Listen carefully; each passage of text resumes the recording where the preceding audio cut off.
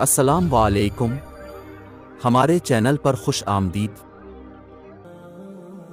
हर वो दिल जिसमें खौफ खुदा नहीं है वीराना है। गुनाह से खुशी हासिल ना करो, क्योंकि गुनाह से खुश होना गुनाह से बढ़कर है। बहादुरी यह है कि आड़े वक्त में पड़ोसी का साथ दिया जाए और मुसीबत के वक्त सब्र व तहम्मुल से काम लिया जाए।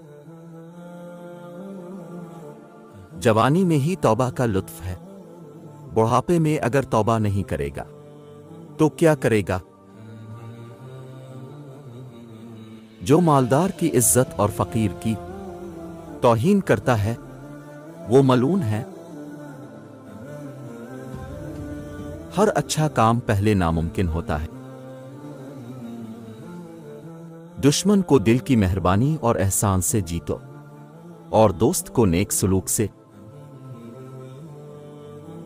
अल्लाह ताला और इंसान के दरमियान एक ही पर्दा है जिसका नाम नफस है।